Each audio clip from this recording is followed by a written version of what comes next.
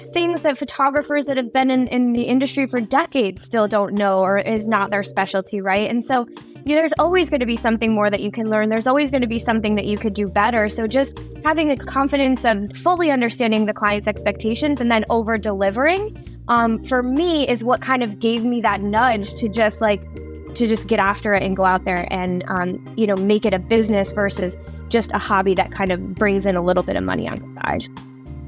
Welcome to the She Clicks Women in Photography podcast.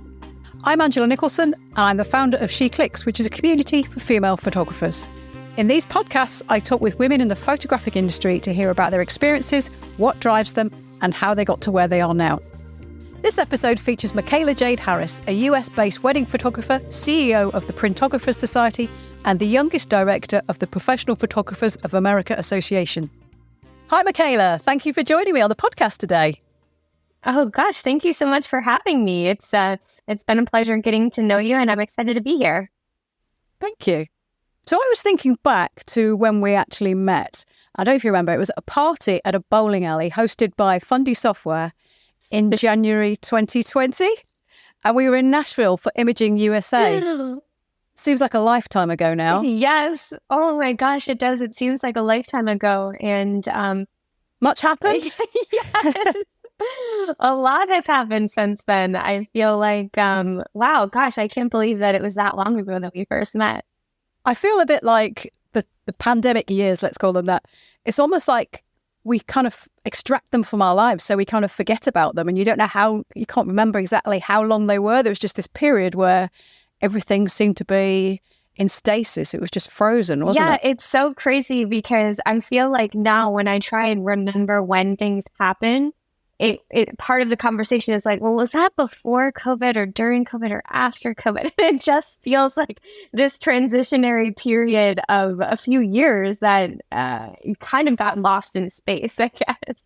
Yeah, I think that's a good way of putting it, actually. But as a wedding photographer, how did you navigate the pandemic from a business point of view? Because it must have been very challenging. Yeah, that was, it was really challenging for multiple reasons. I mean, I think initially, we were kind of in denial. And so we were just, kind of acting as therapists for our brides of like, everything's going to be fine. And we'll, move the date a little bit, maybe a month, and everything will be fine. And so we spent a lot of our time just kind of taking on the energy and the stress of others, which obviously starts to get very heavy over time. And then, we went through this phase where it's like, oh my gosh, okay, we really have to accept the fact that this is going to drastically change the way we operate. And my husband and I are both full-time in the wedding business, in the wedding industry at that time. And it was the only source of revenue that we had. So it was a challenge. It was something every day we got up and tried to be innovative and figure out how can we bring in cash flow? How can we prepare for the future? How can we make our current clients feel valued and loyal? So that way we can kind of, get through all this together. But it was a struggle. It was a struggle, emotionally and professionally to get through all of that. And I think that, if I had to say the one thing that I can contribute it to is just trying to be innovative and finding different sources of revenue. Trying to get past clients to book outdoor portrait sessions, when things kind of opened up a bit, trying to get past clients to add on wall art if they didn't initially, or do more album sales, things like that, to just kind of round out the revenue that we weren't getting from the events that we weren't photographing. I think as challenging as it was for everybody, when those opportunities came along, say you offered outdoor shoots, I think a lot of people just welcomed that as a kind of like a return of a little bit of normality and an opportunity to just do something quite positive during a generally quite worrying time. Yeah, it was one of those things where it's like nobody really knew what was appropriate or acceptable or the right way to do things. And we all wanted to do things the right way, but we're also trying to provide for our families, and there's not information, and the information that is out there is changing all the time. And so I think at that point in time, we were just doing whatever we could to get by and stay happy and be parents that weren't falling into an emotional dark hole. We have two young kids that we also had to make sure, weren't seeing us feel this downward spiral through such a dark time. And so we were just trying to do whatever we could to stay positive and, stay afloat. And I think many people were doing that. Many people were in that boat as well. Yeah.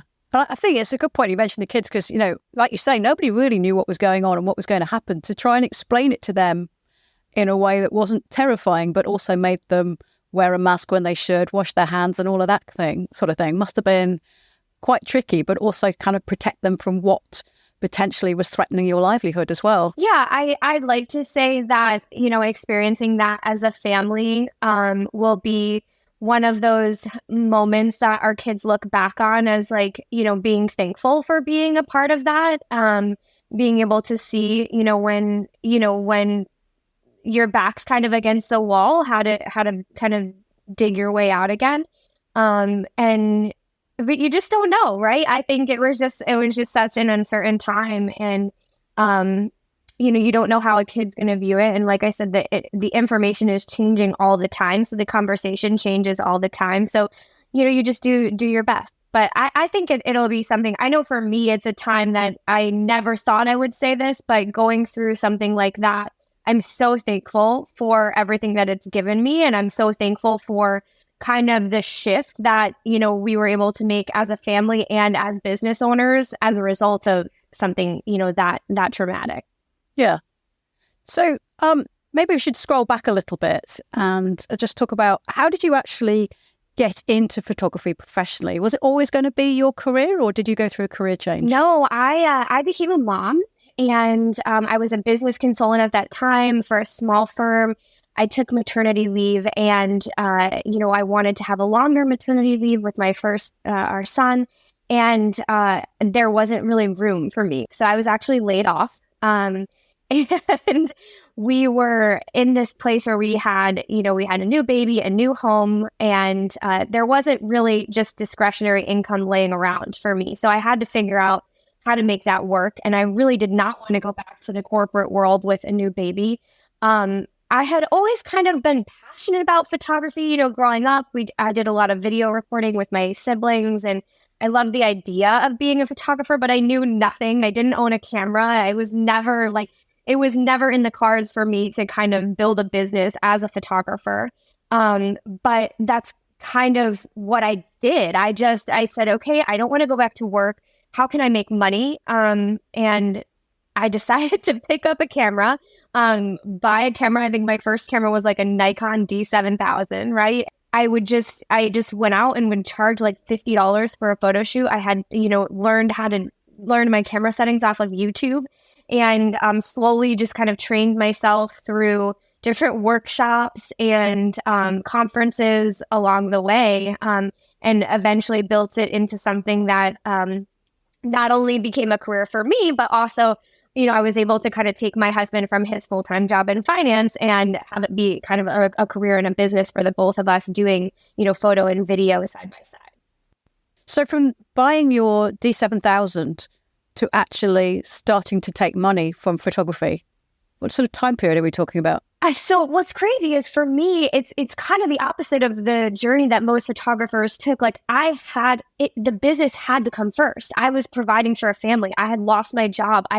So the business was always the first priority. So I did everything that I could to improve the weakest area of my skill set in order to make more money, right? So initially it was like literally just learning the functions of my camera. Then when I mastered that, it was learning the exposure triangle, and so I would just build on that. And every time I needed more money, I would think, okay, how can I get better so that I can be deserving of more money? And I would just build on the weakest link of my skill set in order to, start to charge more. And that's always kind of how we ran our photography business, even up until, a few years into the business of like, okay, we want to charge more for weddings. Well, we need to get better at off-camera flash. Like we can't just be natural light photographers anymore, or we need to have better relationships with planners, or we need to have whatever it was. We were always looking for that weakest link in order to kind of level up our business and provide more for our family.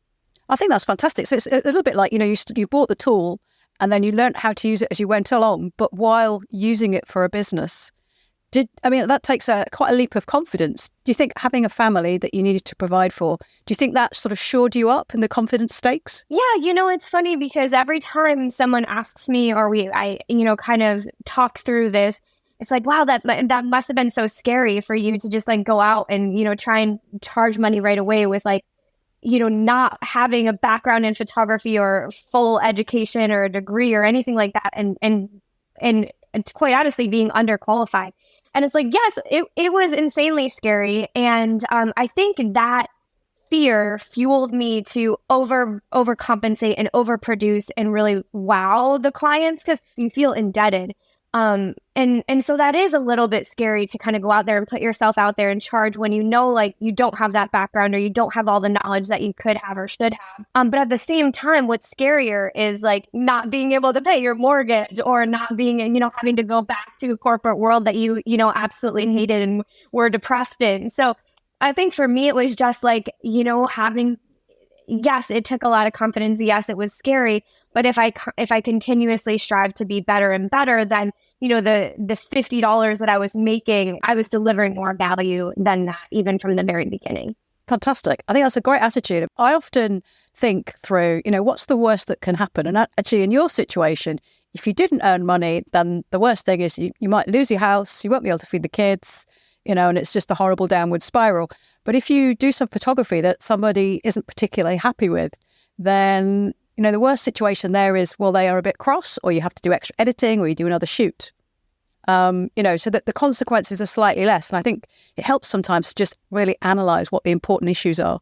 Yeah, and I think just having the attitude of over-delivering, there's things that photographers that have been in the industry for decades still don't know or is not their specialty, right? And so there's always going to be something more that you can learn. There's always going to be something that you could do better. So just having the confidence of fully understanding the client's expectations and then over delivering, for me is what kind of gave me that nudge to just get after it and go out there and, make it a business versus just a hobby that kind of brings in a little bit of money on the side. Well, there's nothing that quite perks you up like a really happy client who's delighted with what you've delivered. Really makes you want to drive forward and do more. Yeah, for sure. And for me in the beginning, I came into the industry at a time when like this shoot and share was just all the rage, right? So sending out galleries was just the very standard form of delivery.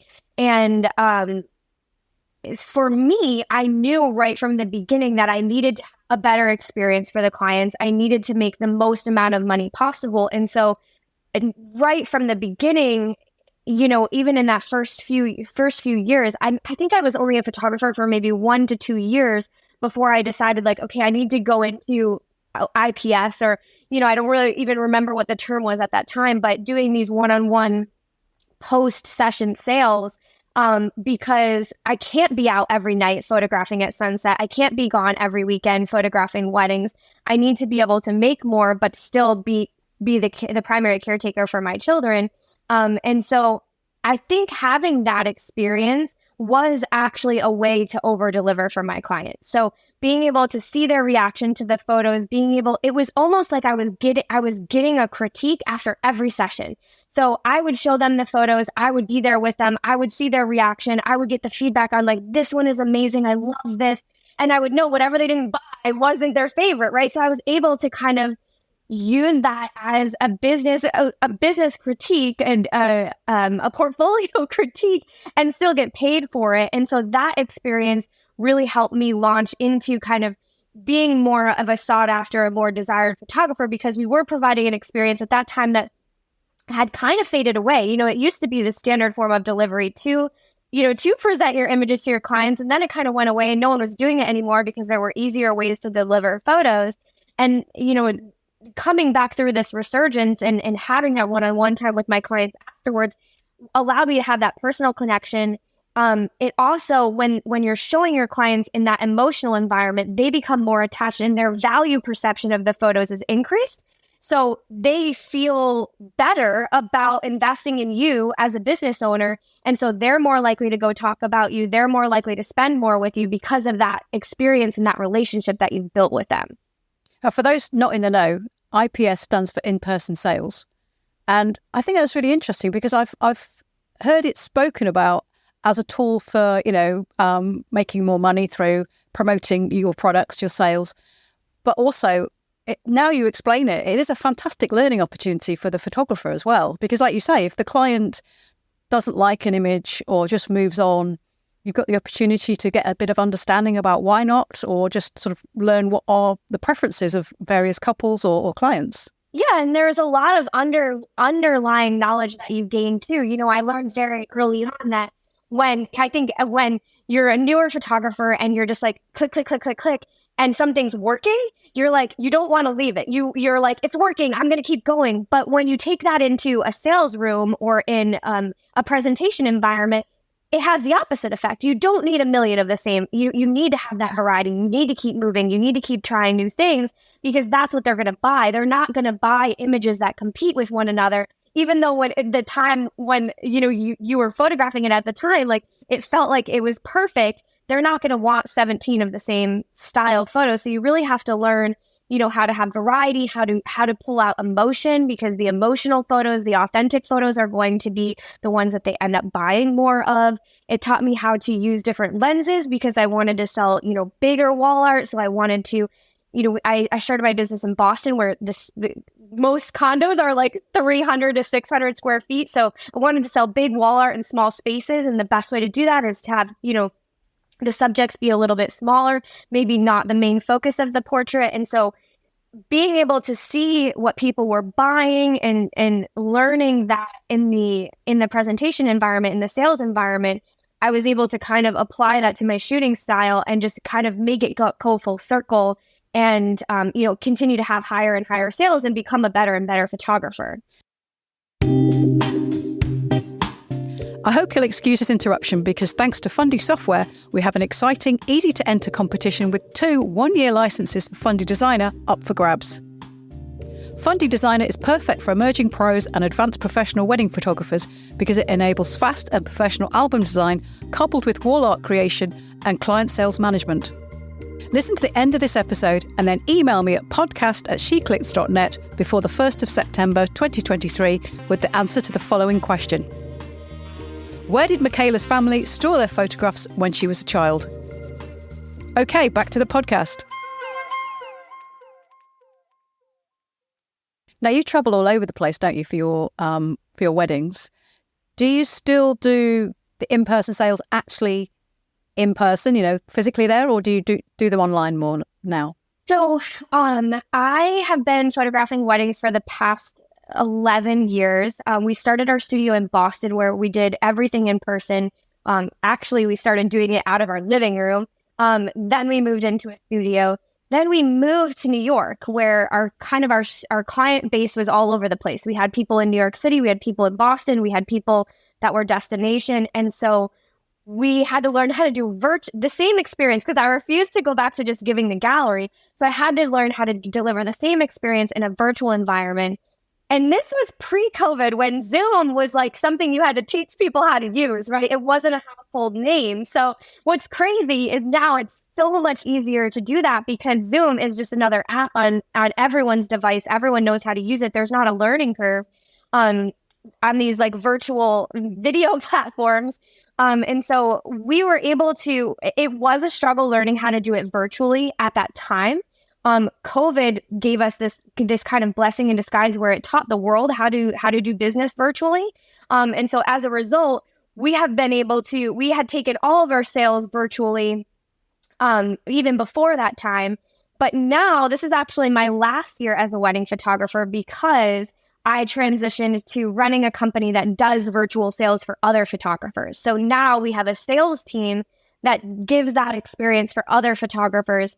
And so you don't have to have a studio to do it. You don't have to meet with clients in person. You can still deliver a similar experience even without, having that face-to-face, I guess, physical interaction and do something online via Zoom or, virtual platform. platform. So that's another example of how your business has evolved over the years. Yeah, it sure has. I mean, I didn't think, just kind of going, not to bring back the COVID talk, because I think we're all sick of it, but that is one of the things that, I was able to gain from, from that time period is I wasn't photographing as many weddings.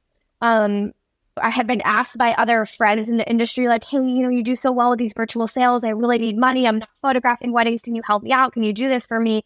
And so this new business was really, I guess, it grew out of that, out of a desire to help other photographers make money when we were all kind of struggling. I had already known how to do this because that's how I had built my initial business. And especially for wedding photographers, there's just so much opportunity in album sales. I think a lot of wedding photographers are afraid to do sales appointments with so many images or such a big gallery. And so we were able to just start by helping a few of our friends do that. And it just kind of snowballed into the opportunity that we were able to create for them, the success we were able to create from them to kind of grow that and do that for, kind of photographers all over the country. I was going to ask you whether you find that you still have to convince couples to have a printed physical album or wall art, but actually maybe you need to expand that. Do you still need to explain it to photographers that they should be offering those sort of products? Every day of my life is spent talking to both of those sides. Photographers are we are emotional, creative beings, right? And so it's very easy when you're trying to change anything about your business. It's scary, right? It's very scary. And when you're trying to change something this drastic, right? You're going from just delivering a gallery to asking your clients to invest thousands of dollars after they've already invested in your services can be really scary. Oftentimes you can lose clients. Sometimes if you're not communicating effectively, you can get upset clients. And so having those conversations with photographers of like, yes, this is scary. Yes, this is a change. Change is hard. You need to remind yourself of why you're doing it, right? Why are you doing this? Are you, for me, it was a number of reasons. I was dedicated to having a better experience for my clients. I was dedicated to being the best possible photographer from knowing nothing. And I was dedicated to providing a lifestyle for my family that didn't rob me of my time with them, right? And so that, when you kind of put all of those reasonings on the wall, this is the best option for that. And so having that conversation with all of we call them our partners, our partner photographers on a daily basis of like, just remember why you're doing this, because anything that's worth it is going to be hard. And there are going to be hard times. And there are going to be times when you feel like you're messing it all up and you feel like you're doing it wrong. And the easier way would just be to go back to the old ways and just send them to the gallery and never ask what they think and hope that they buy something.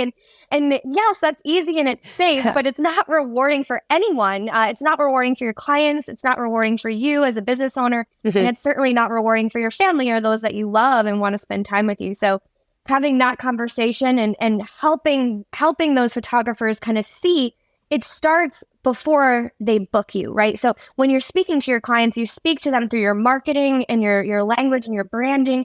And that conversation needs to happen before they even book you. From the moment they land on your website, from the moment they engage with you, whether it's at, from an album or a piece of wall art that they've seen from a friend, or just your, showcasing those experiences, the reveal appointments, the sales appointments, putting that out there, letting people see what you do, letting them see what's different and why it's better, why it's valuable for them. That's kind of where that conversation needs to live to begin with. And then it really has to be ingrained and embedded in everything that you do. Because clients are going to, it's just how photographers like to go back to what's safe. Clients are going to want to go back to what they know. And right now as an industry, we've kind of taught them that the most common form of delivery nowadays is an online gallery that can just sit there as like an insurance policy of like, you don't have to do anything with these photos now. They'll just sit there and they'll just be there when you're ready. And it's really doing a huge disservice to our clients and their families, because they're not able to, relive those photos and feel that joy each and every day from seeing them in their lives. Now, you spent, what you say, 11 years of your life developing yourself as a photographer, taking better and better pictures, developing your skill set, so you can shoot in a wider range of situations.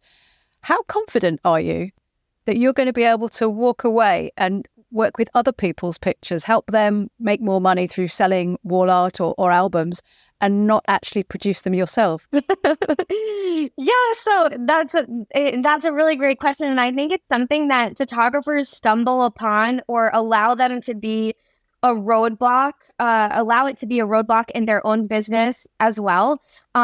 We get so many photographers that are like, well, people will never spend thousands of dollars on my work. Like, I'm just not there yet. And it's like, I mean, I was selling thousands of dollars from trash images that I barely knew what I was doing right from the beginning. It's not, we don't have the right to judge what clients are, we don't have the right to judge what clients are willing to invest on their memories. Like, we don't really have the right to say, like, that moment in their life is not valuable enough to be on their wall, or that moment, because we're just looking at it from a technical standpoint. We're not looking at it from their eyes. And when you start to look at it from their eyes, you'll see, like, and maybe that's the benefit of starting to do IPS so early, was I was able to see, like, the photos that I was most proud of were not necessarily the ones that they were buying. And I was able to kind of dissect that and say, like, they wanted that photo because of the way the mom was looking at her, even though it's cropped weird and the exposure isn't perfect, right? Or they wanted that photo because it made them feel really beautiful about themselves, but it had nothing to do with the fact that I accidentally chopped their feet off, right? It was kind of like this learning experience for me of, like, people, we don't know what they value unless we look at it from their eyes, and kind of drop the act of, like, this is a competition print, or this needs to be a perfectly executed image. And when we start to view it from that lens, then all of a sudden we see our work as something way more meaningful and way more valuable. And maybe it does give you a little bit of confidence to actually charge more, or actually, ask for the purchase, or do the in-person sales, or whatever you might be struggling with. But we have partners now that we sell thousands of dollars, and they've only been doing it for, maybe a few years. And then we also have partners that have been doing it for decades, photographing for decades. Their couples are spending, hundreds of thousands of dollars on their wedding budgets, and they don't value the album, and they maybe don't upgrade anything. It's really just dependent on that person and what they value. And it has a lot less to do with, and I don't want to say that it has nothing to do with it, right? Obviously, we have an obligation to create well-executed work, right? But at the same time, I think photographers just get so caught up on, these limiting beliefs and the self-deprecating belief of, like, well, I'm not good enough, my work's not good enough, I have so much more to do and so much more to accomplish. But you're really just getting in your own way, and you're getting in your client's way of investing in the things that are going to bring them joy, right? Of again, just being able to see them and relive them every day on their coffee table or on their walls. So I guess it's about forming those connections with your clients and understanding those sort of little moments that happen at an event. If you're at a wedding, you might be photographing the couple, but there's something going on in the background, and you think they're going to love that when they see that. And it's picking up on those little things as well, isn't it? Yeah, I think you nailed it. I think it's knowing your clients. It's taking the time to listen, more than just speaking at them. It's asking questions, and figuring out what they value, why they're hiring you, why they came to you in the first place, what milestones they're trying to preserve, what personality traits they want to encapsulate, and taking that and turning it into something that is completely priceless, because it's not about the product or the paper that it's printed on. Yeah. Okay. Well, I think it might be a good time now to go to the section that I call 6 from SheClicks. And I've got 10 questions from some SheClickers, and I would like you to pick 6 numbers. So we'll start from 1 to 10. If you could just give me a number. Okay, let's start with 3. 3. Okay. How would you describe your photographic and editing style? Okay, my photographic style, if I had to describe it, is clean, emotional, authentic, and I really try and nail it in camera. I don't do any editing. I use AI for everything. I barely touch it beyond that. When I'm photographing a wedding, I call during dinner or cocktail hour, or not a time of day when they don't need me right there. I might have my second shooter go out and capture, some candids of whatever's happening during cocktail hour, while I go ahead and I cull through my photos. And then I submit them to AI at the end of the night, and then it's done. And I don't have to spend hours going through it the following week. I try and nail it at the time of the wedding, even sometimes if it takes me a little bit longer in the moment to just, dial it in. So that way I don't have to kind of lose enthusiasm sitting in Lightroom or Photoshop editing for hours or weeks beyond that. Do you use an AI package to help you with the culling? I don't, but I should, right? I haven't, I think I've gotten so fast at doing it because I'm doing it on a wedding day when there's so much going on that I just kind of have this like motion that I can kind of come through really, really quickly. In the past, and this is probably years ago, when those types of technologies first came out, I noticed that there were certain things, like certain family combinations that were removed, or certain things. So it ended up being more time consuming for me to go back and find the images that were missing than it was to just kind of do it quickly myself at the wedding. But I think it's probably come a long way since then, and I probably could check out some type of AI culling as well. But I think it's what you said about, sometimes it's quicker because you've got a sense of, I know I took a really good shot at this particular point in the wedding. So you really want to get it. And you're in the zone. So you can just click, click, click. Oh, there it is. You find the right one just quicker. Yeah, exactly. And it's top of mind as well. So if you're doing it on the wedding day, it's fresh in your mind. It's not like, for me, if I've even let it go a few days, sometimes I totally forget, or you start to mix in busy season, you start to mix weddings together and you can't remember which one was which. So I like to do it all on the wedding day when I remember everything that happened and what was meaningful to the couple, and, all of those moments that I know I'll need to highlight and maybe pull out for the album design. So if I get it all done then it's faster, and because it's top of mind. I think it's funny that you mentioned weddings sort of not so much blurring together, but just getting a bit lost in them. You sort of think, we've cut the cake, haven't we? No, that was yesterday. Different wedding. Yeah, exactly. Especially on some of those weddings that, you have double headers or, multiple weddings in a weekend. And it's like, oh my goodness. And the last thing you really want to think about doing is editing them or culling through it. And you think like, oh, I'll just do it later. But I've learned from experience, I know myself well enough to just get it done. Otherwise, you'll be putting it off forever. Yeah, you'll thank yourself at the end of the day or the next day. Okay, so can I have another number from 1 to 10? You did 3. Let's try 5. Number 5. Okay. What are the kinds of features that you look out for at a wedding venue? So do you have if you see a fountain, you think, right, that's it. There'll definitely be a shoot by that. Oh, wow. That's an interesting question. Okay. So I've been doing this for over a decade now. So I like things to be, I've gotten to the point where I really look for a way to make the day as easy as possible on myself, my team, and my couple, but also, challenge myself enough to stay excited about the work I'm producing, right? And it's kind of this weird dichotomy of is having a recipe and knowing, kind of how to get what you need to get, those safe shots, and then kind of pulling yourself out and challenging yourself. I would say if there's features I'm looking for, when I'm kind of location scouting, I'm usually drawn to interesting architectural elements. So I really like utilizing staircases or alleyways or something that kind of gives an interesting architectural element that helps me frame my couple. So that way I can kind of create an emotional, authentic moment, but the image has complexity because of the different architectural elements that are incorporated. Yeah, and while you don't want to follow a recipe, I guess if clients have found you through the images on your website and there's particular set of shots that they like, that's why they've come to you. So that if we've got a venue a bit like that one, we'd really like a shot like that. You've got to deliver it, haven't you? Yeah, I think that's another thing that photographers kind of think too much into. And I think it's really just an ego thing or something that you're trying to compare yourself to other photographers, because your clients don't care if they have the same photos as the other people at that venue, because their friends are looking at the other people's wedding. They're looking at their wedding.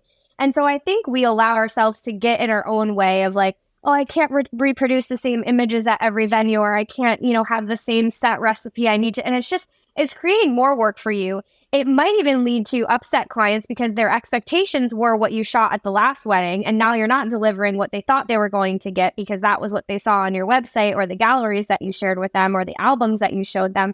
And I think really we're not thinking about our client's best interest when we make those decisions. I think we're thinking about our best interest and what the rest of the photographic world is going to think if we reproduce the same shots.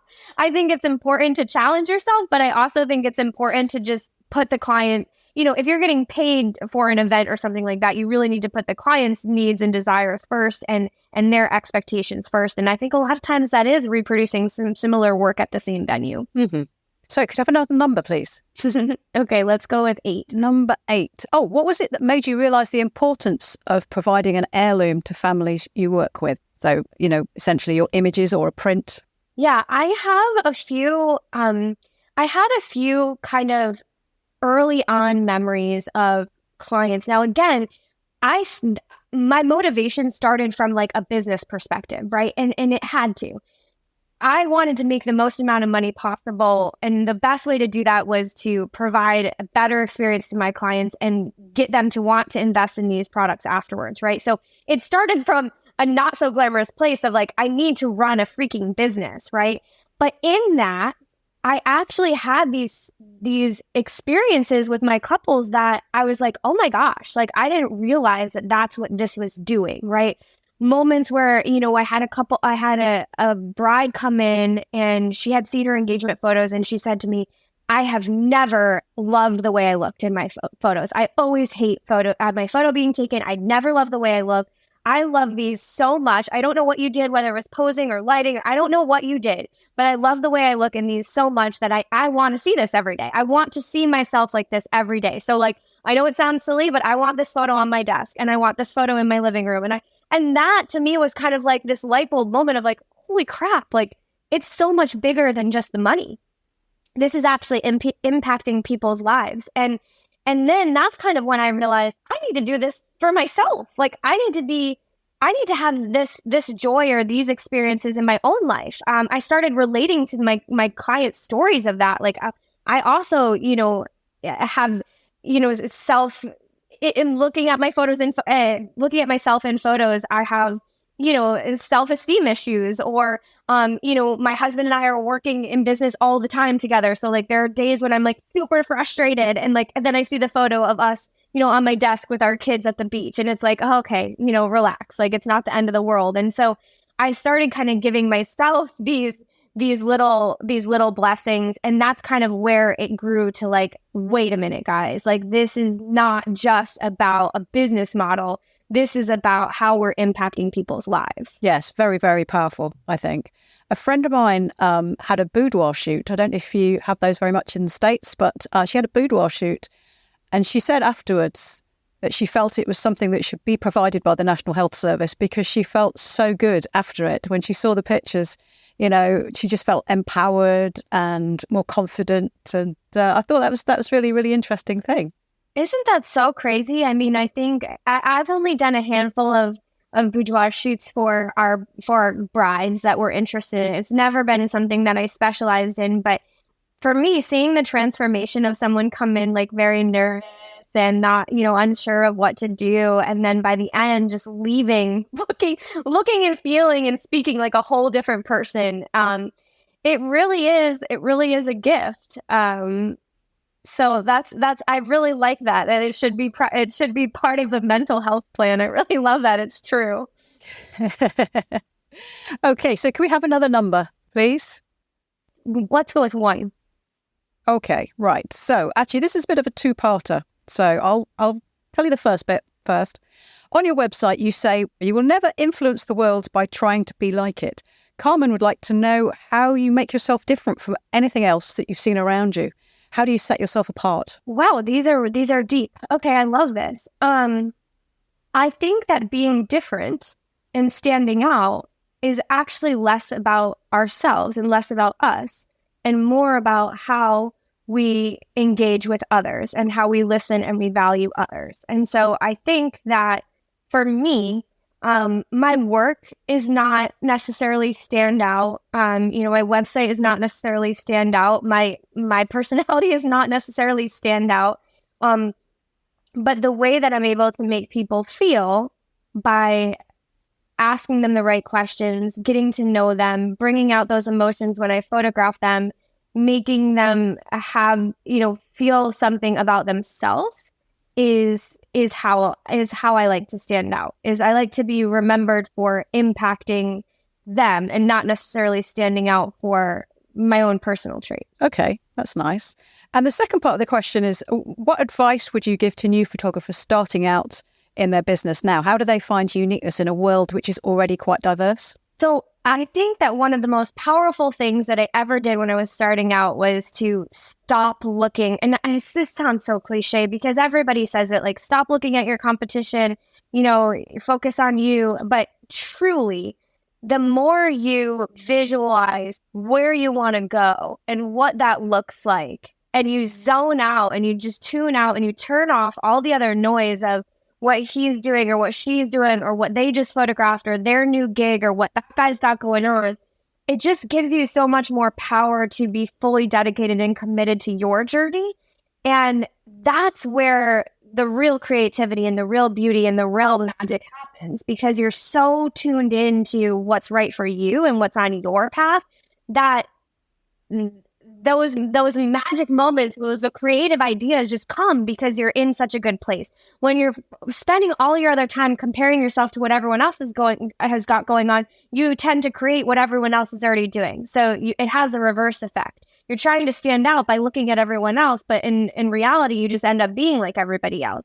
But when you really turn it internally and consider what you've got going on and where you want to go, that's when you start to really stand out in a better way and be on a better path for you.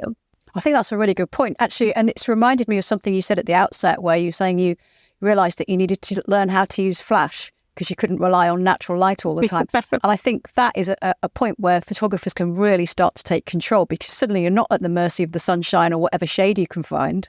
You can control the light and really create the images that you want. You can make them look natural if you want, or you can make them look really dramatic, but you are in control. Yeah, for sure. There are so many tools and, gear these days is just crazy. You could overinvest, you can underinvest. It's one of those things, but I think that you could get carried away, right? And you want to learn the things that you need to learn, but you don't want to necessarily spend time. So for me, it was always about just figuring out, okay, this is where I am. This is where I want to go. What's in between that I need to learn or do in order to go from here to here? And that was just one example of that. I wanted to be more of a high-end wedding photographer, and I knew if I wanted to shoot bigger ballrooms so I could charge more, I needed to learn how to not just bounce flash, or how to not just rely on natural light. And so it was just kind of like a problem-solving technique for me of like, I want, I'm an entry-level wedding photographer. I want to be a desired, sought-after, high-end wedding photographer. Well, the photographers up here are shooting in ballrooms that I have no idea how to produce work for. How do I figure that out? Okay, and then once I can figure that out, what's the next step? And so, yeah, I think I've always used like gear and lighting in that way of like, how does it fit into my path? Okay, so your fifth number is? Let's do 2. Okay, 2. Paula asks, too often our photographs live on hard drives and on phones. How would you advise somebody to move away from that? And what formats or products should they use to help them get their images into the real world? As I mentioned, the way that we have this conversation with our clients is through our marketing, right? We're trying to attract a very specific type of person. We're trying to attract the person that wants this. And then we're trying to kind of help them see how to invest in that even more. I like to use the example of like, there are IKEA customers and there are restoration hardware customers. And maybe in the UK, those are different. I'm not sure how that translates. But for us, an IKEA customer that shows up on a Pottery Barn or a restoration hardware or high-end furniture store website, they're immediately going to know that's not for them. They don't have to see a dollar amount. They don't have to see a price tag. They don't have to see anything. Just in the imagery, the language, the branding, the coloring alone, within the first few seconds of seeing that, they're going to know that's not for me. I need to go back to the DIY situation, right? And the same is going to happen for someone that's looking for an elevated white glove, high-end experience. They're going to show up on IKEA, and the coloring, the branding, the messaging, they don't, dollar signs not even involved. They're automatically going to say that's not for them. We have to do this in our own branding and marketing when we're trying to attract a specific type of client. And it starts with showing them a different end product, right? Right now, we show them, we're also guilty of showing them these beautiful portfolio images all over our website. But then they're only going to want beautiful portfolio images. They're not going to see it into the finished state, the albums, the matted print boxes, the wall art. So if we start by showing that, and this is what I do, right? You're basically saying, this is what I do. I take beautiful images that belong in your beautiful home, right? And you showcase all of these images, your beautiful work, but not just as a JPEG on your site. You showcase it in a print box or in a video header of wall art hanging on the wall, or a client flipping through an album, with tears or joy or whatever that is. You're reconditioning what the client's going to expect from you. And so automatically you're going to have this kind of polar reaction. You're either going to pull people in, and the people that are pulled in are going to be saying, oh my gosh, like I need that. I want that. Like I remember looking through my grandma's album. Or you're going to turn people away that just want to do it themselves. And that's okay too. But I think that messaging starts there, and digitals now have become part of life. So I don't think it's fair to just discount them or to just say, that thing that you want to offer to your client. But the way that I approach digitals is, yes, you'll get the digitals. There's backups. They're just backups in case anything happens to this. But the real value is in the tangible product. And when you're kind of like, I don't want to say dismissive, but when you kind of reframe it that way of like, no, this is what matters. This is what's important. And let me tell you why. Let me tell you a story about this client, or let me tell you a story about my own personal life, or let me tell you a story about why this is actually better for you. And the digitals, yeah, fine. Like you'll get digital backups of, whatever you purchase, or you'll get digital backups of, everything in the album, however you structure that. It's kind of shifting the conversation and showing them that the real value is in the printed stuff, that's the stuff that they're actually going to look at, and that the digitals are it's just a backup in case they need to reprint something or whatever. Mm-hmm. Yeah. And what about for enthusiast photographers who aren't working with clients, but they've got a collection of images that they've built up over the years? How would you advise they start sort of moving towards actually getting pictures printed? I think the strategy is kind of similar. I mean, it's different in that, like, it's not of a specific person, but really just showcasing that what you do is not just creating beautiful imagery. You're creating beautiful works of art that deserve to be hung on walls or in people's homes. And so showing that either on your website or social media or in, like a Shopify or an Etsy account, and having it be marketed as a tangible good and not just a digital item will help kind of shift the focus. And then, in terms of selling that, I've seen even portrait photographers or wedding photographers that have created kind of a print shop on their website that showcases, travel photography for sale or animal photography for sale, things like that. I also think there's a lot of like Airbnb groups. I know for myself, we own an investment property that we Airbnb, and I don't want to fill that with photos of necessarily my kids or myself.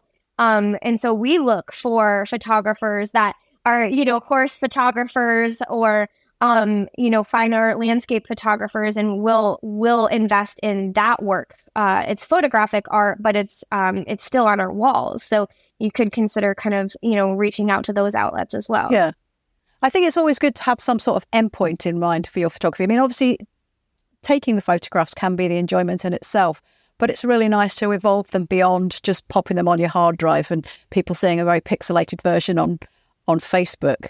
And What I've advocated in the past is that you have a folder that you perhaps just call print or something. And every now and again, you put some of your favourite images on there. And then you maybe wait until one of the labs has got an offer on, and then you get some printing done. And then and if you put those up in your house, in your home, then have a dinner party. Because there's nothing quite like having your friends around and they look at your pictures on the wall and they make some comments. I've been very lucky recently. I've gone to a few exhibitions where I've seen the images in advance in digital, and then you go and see them actually on the wall. And that's what makes you stop and look.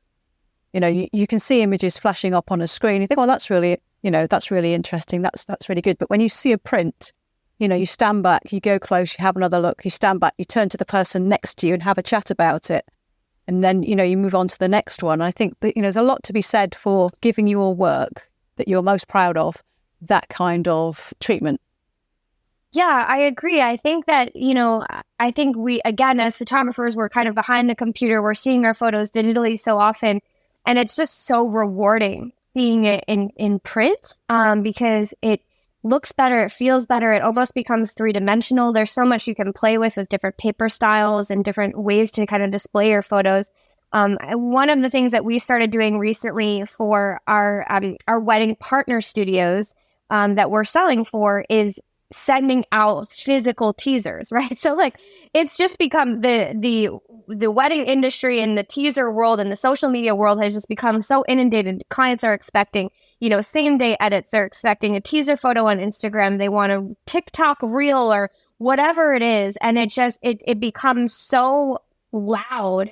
It doesn't really do anyone. It's like a bragging right, I guess. So yes, I agree. Like that's great for marketing and things like that. But the real value is in the print. So it could cost, if you're a portrait photographer or wedding photographer, it costs like $30 to $40 to send, a print box in boutique packaging with like 5 to 10 8x10 prints to your client after a wedding as a surprise gift for them to see the quality of the photos versus what's posted online. That's going to help them want to invest more in the pages in their album or the wall art that goes in their wall, because now you're giving them a taste of how much better it is when it's actually physically printed. And so I think you're 100% right. Like putting things on the wall, getting the printed, just experiencing them and letting other people experience that will help you sell more in general. Yeah. You and I both know Andrew Funderburg, the founder of Fundy Software. I don't know if you've ever been out on a shoot with him. You know, he does a lot of street photography. He has a little Fujifilm Instax printer in his pocket, and he'll take a shot of somebody. He'll, get chatting with them, take a photograph, and he'll give them the print and the expression on the person's face when they get that. You know, they're so pleased.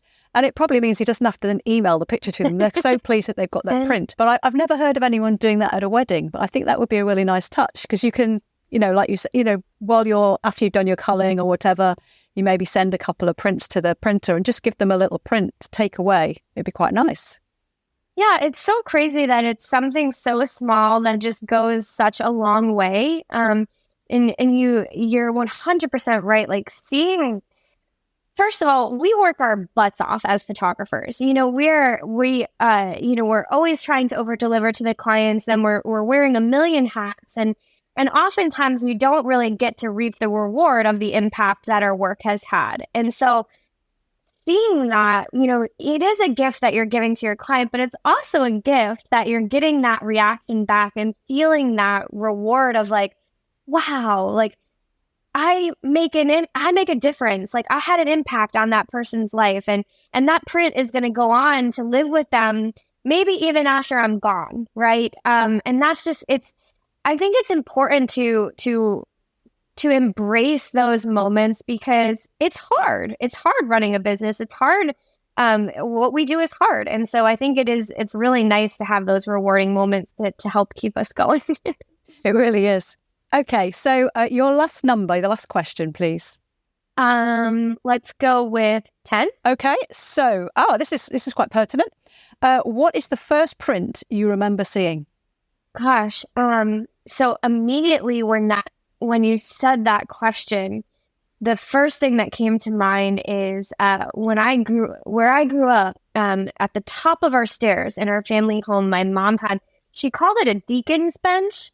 I'm not sure if that was like a religious, I don't really know why it was called the deacon's bench, but it was kind of this like, it was a chest, a bench that had like a folding storage, in it. And in that it was full of prints. None of them were organized. It was just little prints that, back then were taken on, had the film had been developed, and we just threw it in the deacon's bench. And when we were kids, one of our we didn't have cable, we lived in the country, we didn't have like television or internet at that age, we didn't have any of that. So one of the games that we would play is we would open up the deacon's bench, and we would literally reach in and pull out a handful of prints, and just either laugh at how funny we looked when we were babies, or how funny our dad looked when he was, that age, and or make up stories, and we would just make up stories about what was happening in those prints. And so it's not something in particular that comes to mind, but it's almost every single, like all of my sensory emotions are coming into play when you say that. It's like, I remember in the top of it was so heavy, it would take two of my siblings to like get it open. So we would open it up, and then you never wanted it to close on your fingers. That was like one of the scariest things. And you open it up, and just the smell of the printed paper from inside the box. I mean, so that's one of my favorite memories, is just having this box full of like family photos and reliving that with my siblings.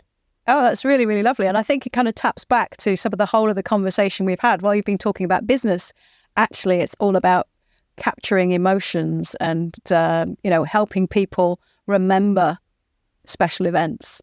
And just, family photos are so important. Yeah, it's crazy to think like how this generation of children are going to have those moments together. Are they going to, what is that going to look like? If you're not printing family albums, or you're not printing vacation books, or you're not bringing it into the tangible world, what will that look like when our kids have those moments with their siblings or their kids? Is it going to be on a device that's extinct, or is it going to be, is it going to pop up like as a hologram in our, I don't know. We don't know what that's going to look like decades from now. Right. So, having a way to preserve that, so that way our kids do get to have those moments with their siblings, or they do get to have those moments with their kids is super, super important to me. Yeah, that's a really interesting thought. So, Makayla, it's been an absolute delight speaking with you. Thank you so much for joining me today. Oh my gosh, this has been just so awesome. I probably got carried away, but you were speaking to all my favorite topics. So I really enjoy those conversations. So thank you so much for having me, and thank you for all the beautiful questions that you guys brought to the table. I really, really appreciate that. Oh, thank you. Thanks for listening to this episode of the She Clicks Women in Photography podcast. I hope you enjoyed it. I'll add links to Makayla's social media channels and website to the show notes so you can keep up to date with what she's up to. I'll be back with another episode soon, so please subscribe to the show on your favourite podcast platform and tell all your friends and followers about it. You'll also find She Clicks on Facebook, Twitter, Instagram and YouTube if you search for She Clicks Net. So until next time, enjoy your photography.